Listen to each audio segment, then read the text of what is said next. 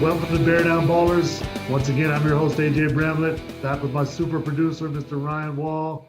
And we're back at it, man. We're back in business. Had a great weekend against the California schools last weekend. Ryan, what was your thoughts after being there in McHale last weekend?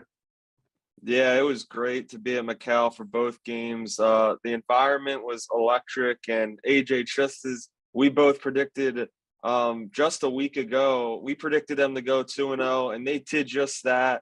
And they did it in a pretty impressive fashion. Beat USC by 15 points, beat UCLA by 6 points. Before we get to the UCLA game, let's talk about the USC game. And I wanted to know your thoughts about this game because I thought this was the best Arizona performance in probably 2 weeks. I thought they looked great. You know, they shot the ball almost 50% from the field, 50% from three. Haven't said that in a while as a team.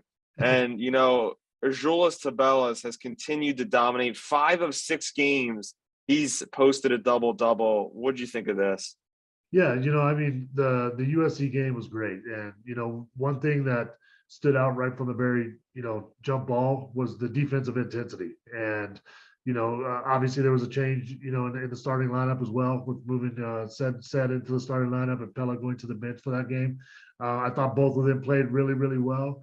But a lot of times, and it's a weird thing, but in basketball, defense a lot of times dictates your offense too. And when you're playing hard, and they were doing all the little things that they hadn't done the weekend before. You know what I mean? In Oregon, we were kind of late on closeouts, weren't boxing out as well, weren't crashing as hard. And in the game against USC, you could tell right from the jump that wasn't going to be the case in that game. And so I think that helps with our shooting, man. When you're out there, playing that way like dogs on defense, a lot of times those shots feel a little bit better too because you're just in a better rhythm. And so, Zoo has just been incredible, man. We talk about it every week on this show.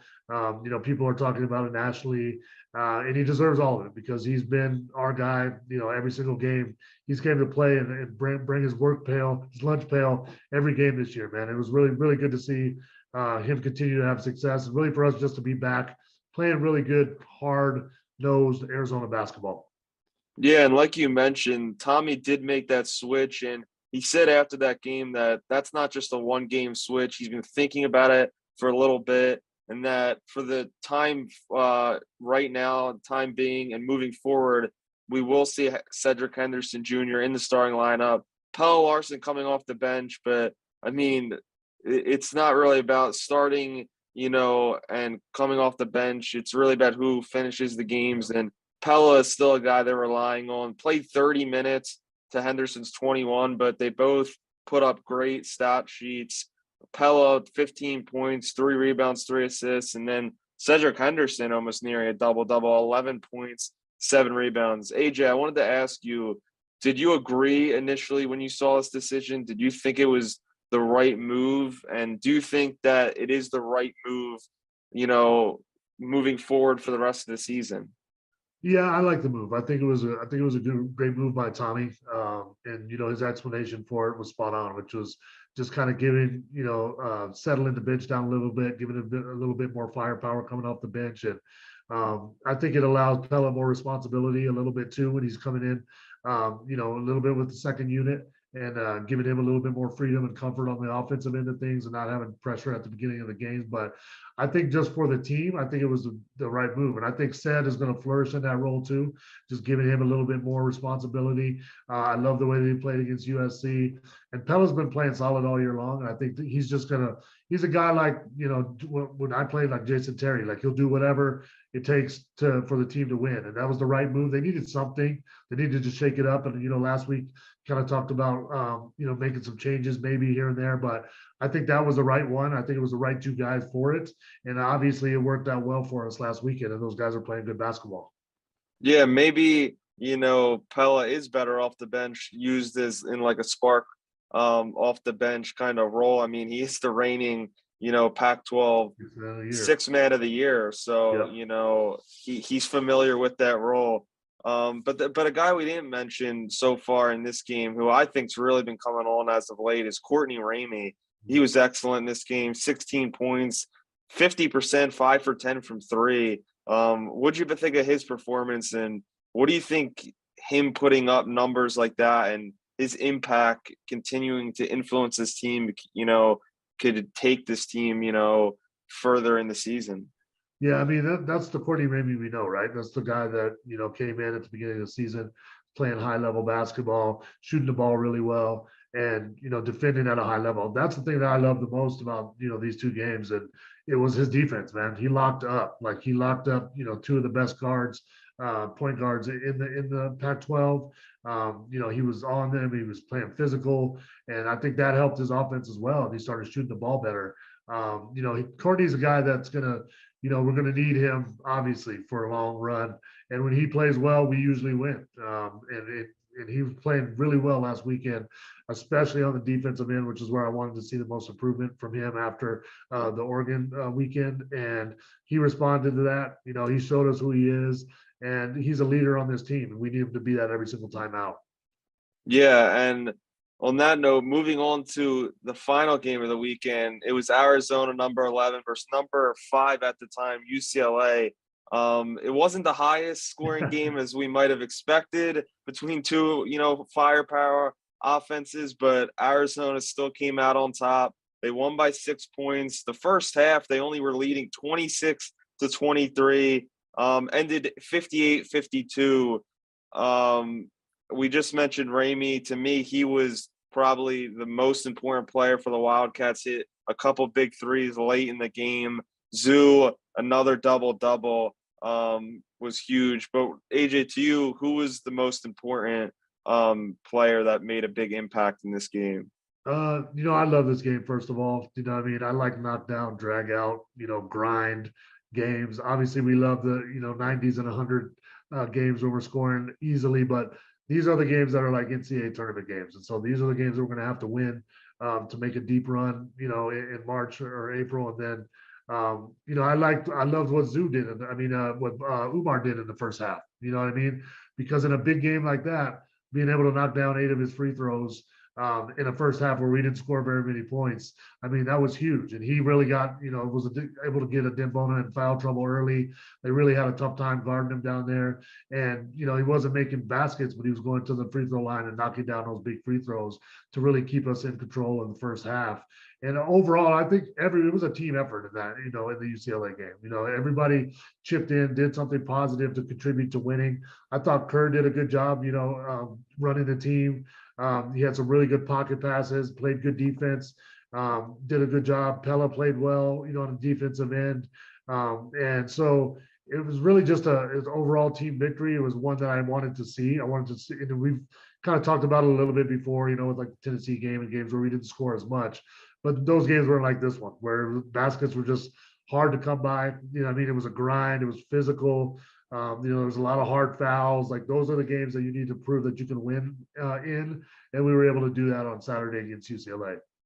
Yeah, after the game, Tommy, Kerr, and Courtney, they all talked about how, they pride themselves in the way they play defense, and that they're not just an offensive team. They're really good on defense. And, UCLA's 3 best scorers, Jaime Jaquez, Jalen Clark, and Tyre Campbell, UCLA relies a lot on them, and Arizona shut them down 29%. Yeah. Those 3 guys combined from the field didn't have great performances.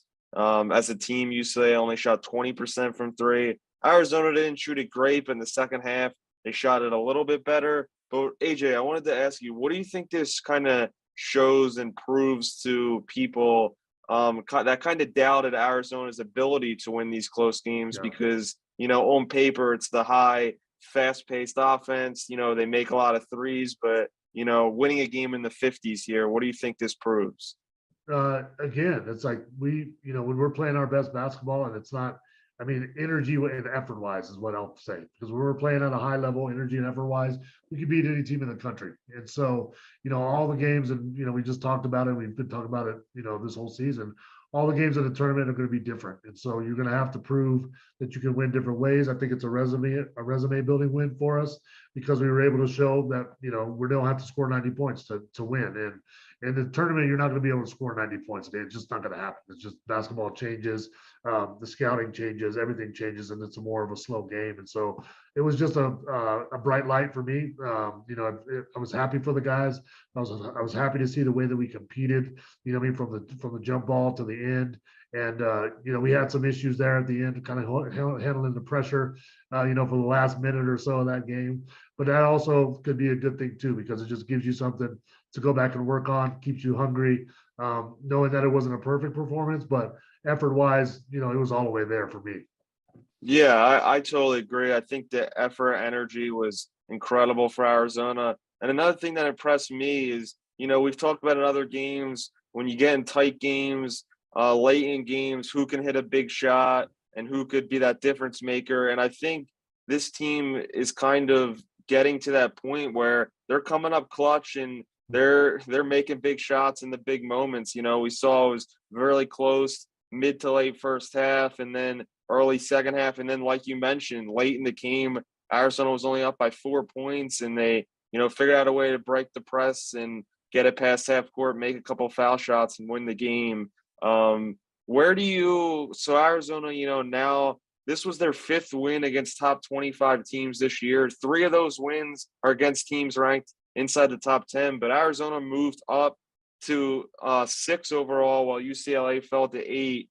Where do you think do you think that's kind of accurate where Arizona falls into the top 10 right now, about 6, or do you think they should be more in that top 4? Because Tennessee, who Arizona beat, is 2 spots ahead of them still. Yeah, I mean, we talk about this every week, and these rankings this year are just crazy, man. All the teams in college basketball have losses they probably shouldn't have. I was surprised, and I talked about this before. I was surprised about Kansas, getting blown out at home by TCU after them having a big win. It's just the way it's the lay of the land this year. So I think, and like I said, when we're playing our best basketball, we're as good as any team in the country. I haven't seen a team this year that scares me at all that I know we can't beat if we're playing at our maximum capacity and maximum effort. So I think 6 is fine. Nobody, as we say, almost every week, it's nice to be in the top 10. It's nice to be, ranked highly. But that none of this matters really in the scheme of things. But we have to keep winning if we want to stay on, trying to get the best seed that we can for the NCAA tournament.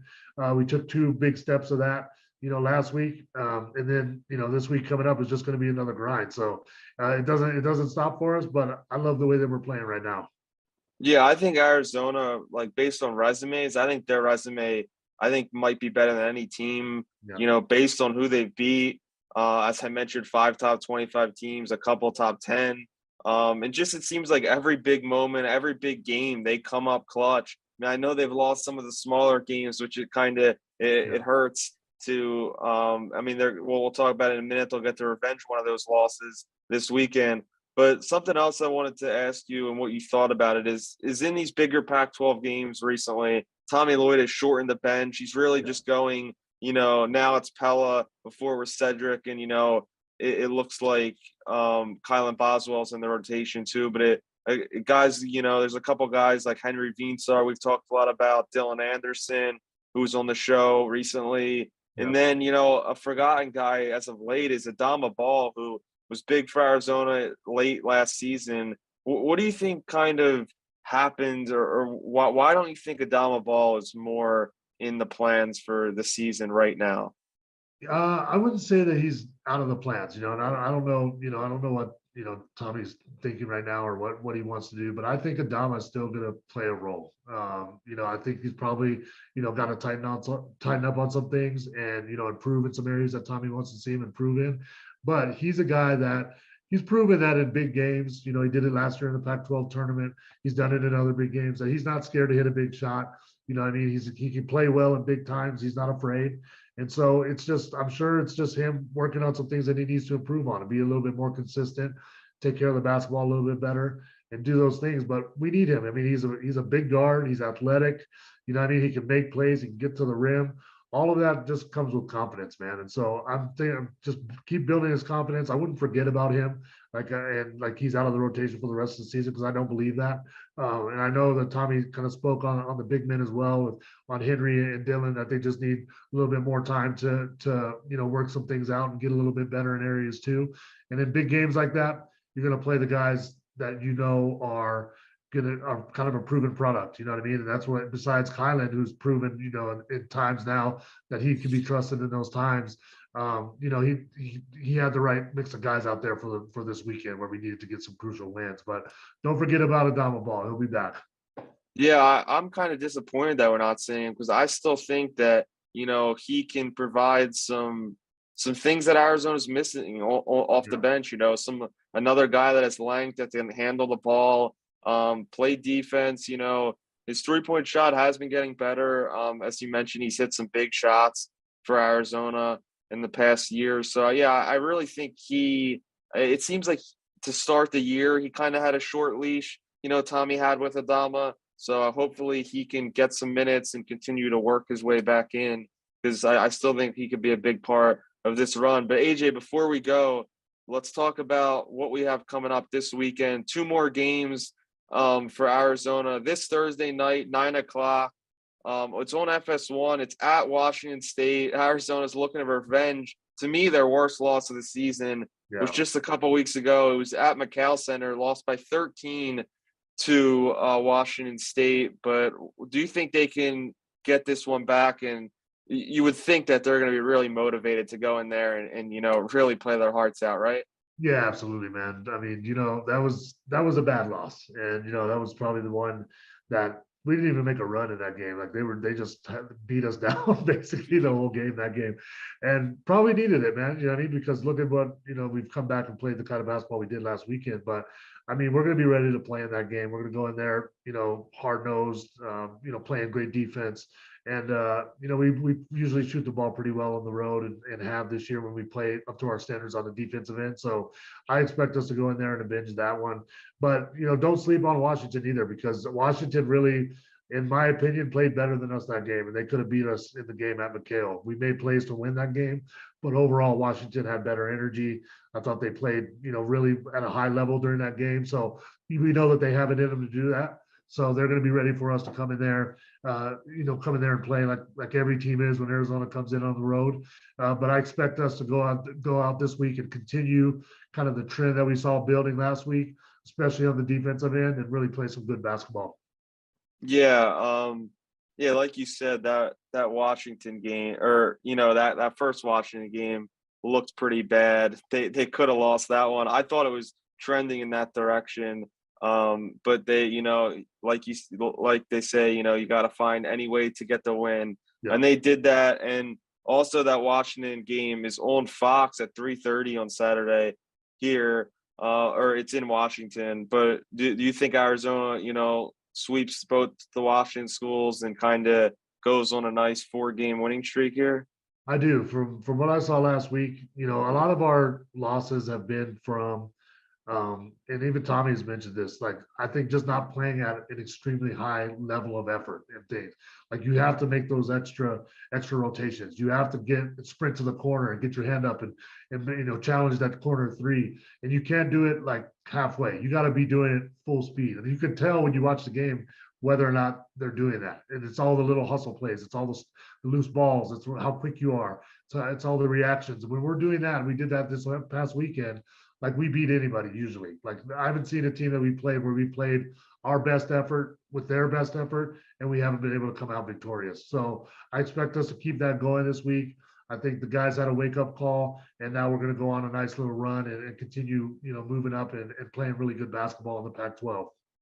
Yeah, that would be huge to get 2 more wins. It would move Arizona to 19-3 on the season, hopefully, and 8-3 in the Pac-12. But AJ, the wait is over. We've been waiting to have this guest on for a very long time since we started this podcast. Tell everybody who we have up next. Oh, man, this is an exciting one, man. We've been waiting to get him on, for a couple of years. He's finally going to join us. The man, the myth, the legend that is Kerr Kriisa joins us next on Bear Down Ballers. All right, we welcome in now a guy that makes Arizona go, makes other teams' fan bases big mad, and brings an energy to an attitude to our Cats that we need to be successful every time we step out on the court. One of my favorite Wildcats, one of my favorite players, D. Kerr Kriisa, joins us now on Bear Down Ballers. What's happening, my man? What's up? Thanks for having me, man. Of course, man. Appreciate you jumping on. I know you just got out of practice, got a big road trip coming on, so really appreciate you, man. Yeah, for sure, for sure. Right on. Well, let's jump right in, man. One thing I wanted to give some love to Baltic basketball, man. You know what I mean? Because I played over there. I played 2 years in Latvia. Was played with ASK Riga for 2 years. Was a 2007 Latvian league champion. Played the Baltic League as well. Oh, they used to be So, actually pretty good back then. we were good for like 2 years. Then the team like disbanded after that. They were Saunders only good when Walters. you were there, right? Yep, Armand Skele and When you Saunders left, then they Walters. went downhill. Yep. Yep. So That's how it goes. I loved my time over there, man. I loved my time in the Baltics. The people were amazing. And when I came back from playing over there, I was like, man, there's so much talent over there. People, it's just not, it hadn't been found at that time. And now you see a lot of guys from your area, Estonia, Latvia, Lithuania, coming over and playing big roles in college and, in the NBA. So can you just talk about kind of your growing up there, playing basketball there, and how you kind of found your love for the game playing, in Estonia? Yeah, so well, my story is pretty simple. Since my dad played pro, I really didn't have any options, really. I went to soccer practice, I went to basketball practice.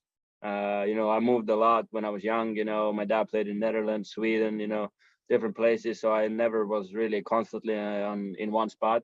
So it was kind of like a moving childhood. But yeah, when I started to a little bit grow up more, then next thing you know, my parents didn't really put me back to soccer practices anymore. And they were like, basketball should be it. And, at the time, obviously soccer was easier for me because obviously it's easier to kick the ball than trying to shoot the hoop that you don't even understand how many hands and stuff like that. So, but now I'm really thankful for my parents and that they did that for me, obviously, because, I'm in the best college of states and, I'm really, really excited. Yeah, right, man. What position did you play when you played soccer? I was actually a defender Okay. because I wasn't talented enough to score goals and stuff. So they just put me to defend, and then that was pretty much it. Beat people up in the back line. Yeah, I mean, So I know your dad played professionally, and he was everyone knows he's a huge Steve Kerr fan. I was just wondering, was he a Steve Kerr fan from his Arizona days or Bulls days or a combination no, of both? Bulls Like what started? for sure, Bulls. Yeah. Good, man. Well, we're happy that he made that decision, man. Yeah, for sure. So I saw you this summer. I came over during the summertime. Brought my team over to watch a practice and kind of saw you. And the difference that I thought I saw from last year to this year was right away your leadership and just how much more vocal you were at providing energy to the practice. Teaching the young guys who were there already, first stepping on campus. Can you talk about just the difference between your role kind of last year and on the team that we had last year and what you're providing so much differently this year? I mean, yeah. I mean, role as a point guard. I'm not this American usual point guard who scores 20 and it takes like I don't know, pull up mid-range crazy shots and stuff like this. I first and foremost the winner, and especially coming from Europe, I've been always pass first point guard, trying to win the games, trying to make everybody happy, and like this is more important for me than scoring 15 and 20 and 25 or stuff like that. So, but yeah, I mean, talking about roles, obviously, yeah, I mean the role is a little bit bigger since obviously three NBA guys went to the league and stuff like that. But like I was excited for the challenge.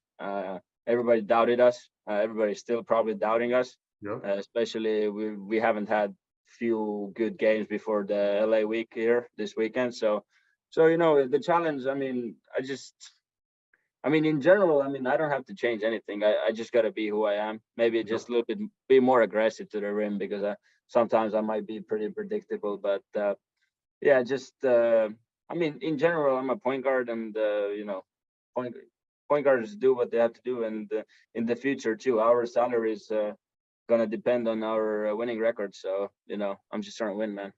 Absolutely, man. You've been doing a great job of it, my brother. So I think, you talked about a little bit, you had a great summer last summer, playing with your Estonian national team, went up against guys like Luka and battled him and even took a charge on GIANNIS. I think I saw that. Did your life flash before you a little bit? Did you make that decision? Was it a quick decision or did you see it coming, or you were just like, I'm doing this, man? Before the game, I was already kind of thinking that would be sick if I took a charge from GIANNIS, but I was happy that the moment came. And sadly, actually, he a little bit got injured with his ankle from this play. So sorry for that, but I mean, it was a great moment for me, and again, for me, it was a big highlight just taking the charge against like one of the strongest and best players in the league. So I take pride in my charges, and against GIANNIS even more. Yes, sir. No fear in there, man. But can you talk about kind of that experience and how did it help you for coming into this year? Just give you more confidence? For sure. I mean, first and foremost, I gotta say thank you to my national team coaches and staff and the federation, everybody, because I joined the national team later than everybody else did. So I went there like late July, early August, and they were cool with it and everything. So but talking about, I mean, the competition was elite. So like LUKA, like you said, GIANNIS, Shredders, like all these guys were like participating, and it was good for my confidence. Just see where I'm at, playing against the top of Euro players and stuff like that. So coming into the season, I was pretty confident, and I think it was a big summer for me in general. Yeah, absolutely. Nothing like playing for your country, man. It's big time. So. Yes. And you have a unique perspective because you've kind of played for both Tommy, and Sean, at your time in Arizona. Can you kind of talk about your development under Sean and under Tommy and kind of some of the maybe similarities or differences between the two and their styles that have helped you? I mean, first of all, I love them both.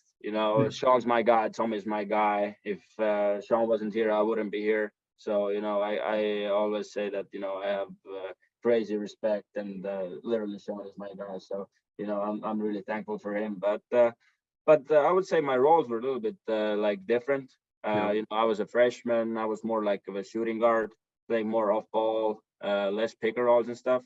And now Tommy coming in, he really put me on the ball, and he wanted me really to pretty much run the show. So I had to a little bit adjust, but I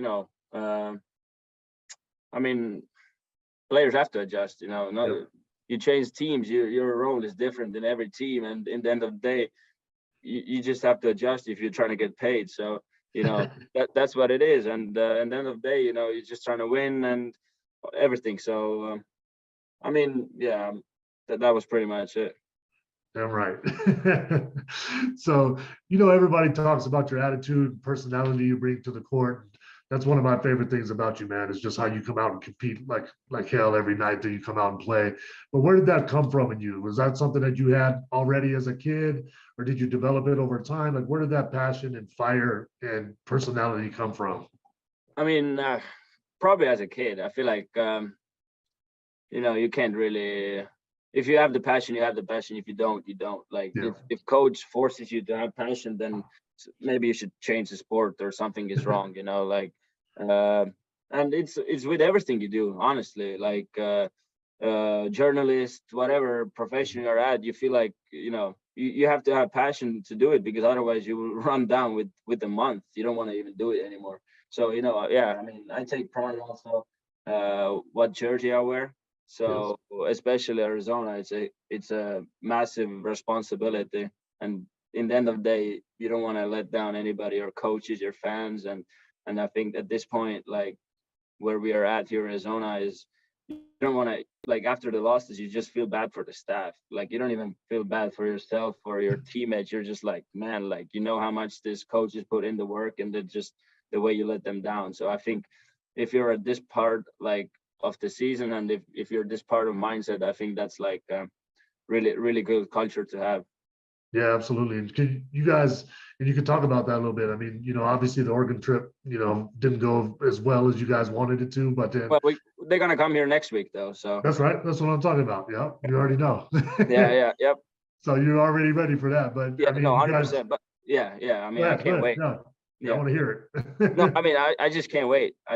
We have a huge week coming up. Have to take care of the business, and then we got destroyed in front of national TV. So can't wait to get them back here and welcome them. Yes, sir. Mikhail's going to be rocking too, but you guys bounced back. I mean, last week, 2 big wins against, the California schools, USC and UCLA.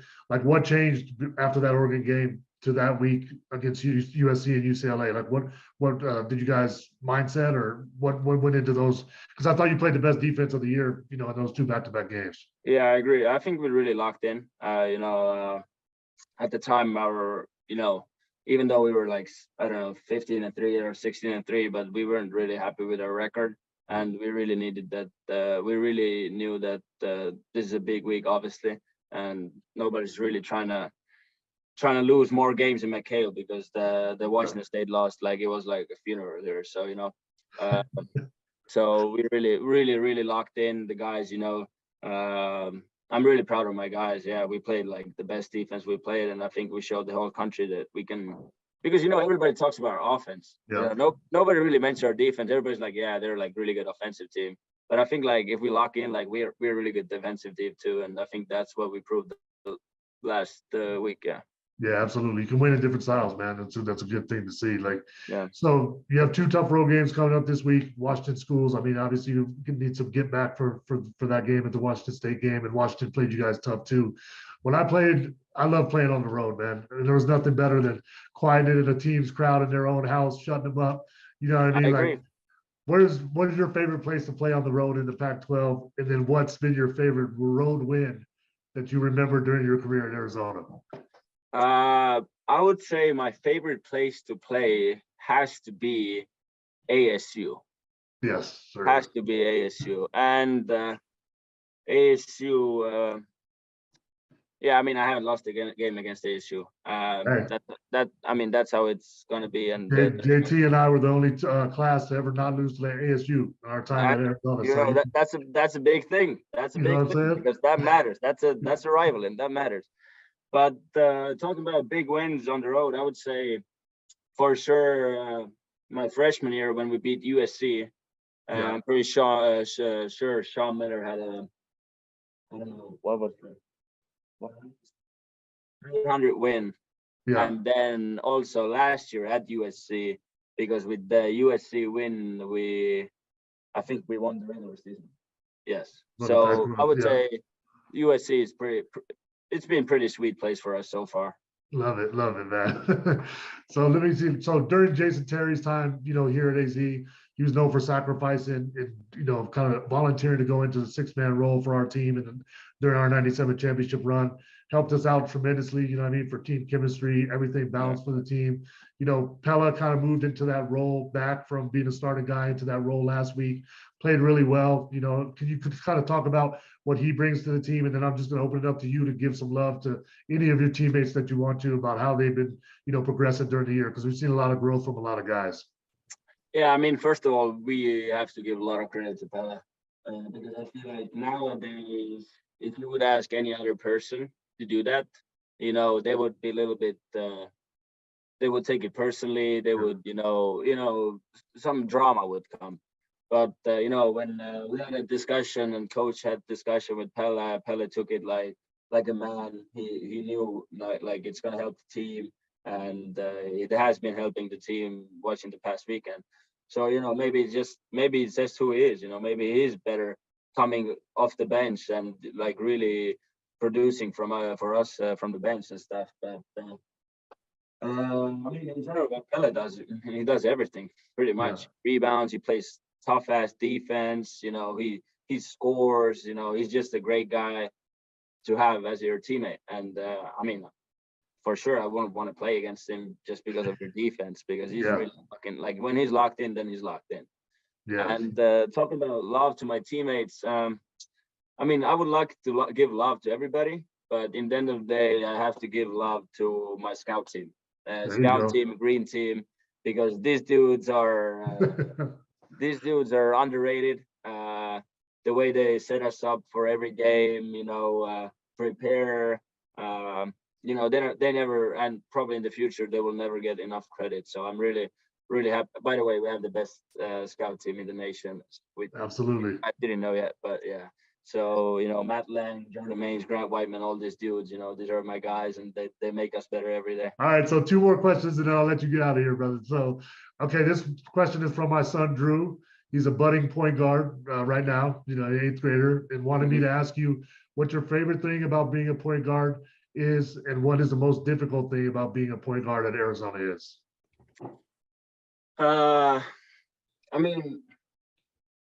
What's the best thing? You can run the show pretty much, but on the same hand, the worst thing is that if your team loses, then everybody's looking at you. So it's very cool to be a point guard if you're winning, but it really sucks if you lose because then you really feel like very guilty.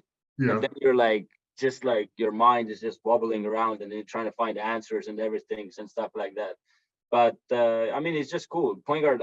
I just love being point guard. I just love to, play team basketball, and it really like gets my hands like really excited, So that might be it. You're doing a hell of a job of it, man. So, all right, last one. So I've asked a lot of these guys this question. Got to get your take on it. Before games, okay, what's on your pregame playlist? What kind of music you listening to get you hyped before each game, man? Who's on there right now? I kind of listen to everything. I would say, since my connection with Estonia is the distance is so far, so I try to listen more to Estonian music. Okay. Because during the national team break, when I went to national team, these old heads, they were whooping my ass because I was playing this American rap and stuff like that. And then Estonian, the 32-year-olds, 33-year-olds, they're like, man, like put this like away, like put some Estonian stuff. And then I had to play some like Estonian music, which at the time I thought it was pretty dumb, but like it's actually pretty good. So I'm trying to listen more to Estonian stuff, but it kind of depends on the mood. I have certain songs that I listen to before the game that get me going, but it's pretty random. All right, right. I like that. Okay, so before I let you go, I got a message for you from a guy that I know you have a lot of love for, just like I do. I talked to JT earlier today, and he told me to tell you that Coach Jet said, shoot it. Well, he doesn't know nothing else to say. All he knows is shoot it. Just shoot the rock. That's what he knows.